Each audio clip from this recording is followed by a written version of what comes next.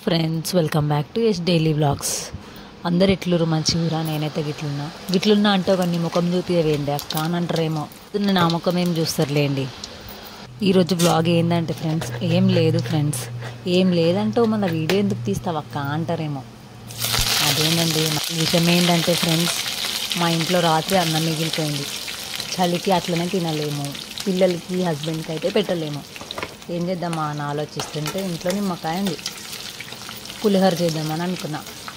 ప్యాన్లో ఆయిల్ వేసి, ఆయిల్లో ఆవాలు, జీలకర్ర, పచ్చిమిర్చి, కొంచెం కరివేపాకు, పసుపు వేసి బాగా ఫ్రై చేసుకున్నా. ఆ ఫ్రై అయిన దాంట్లో రాత్రి అన్నం మిగిలిందని చెప్పినా కదా, ఆ అన్నం వేసిన తర్వాత కొంచెం ఉప్పు వేసి బాగా తిప్పుకున్న తర్వాత ఎంతో టేస్టీ పులిహోర రెడీ అయిపోయింది ఫ్రెండ్స్. మీరు కూడా ఇంతేనా? అన్నం పడేయరు కదా, ఎవరు పడేస్తామండి. బయట కొంతమందికి అయితే ఈ అన్నం కూడా దొరకదు, అంతే కదా ఫ్రెండ్స్.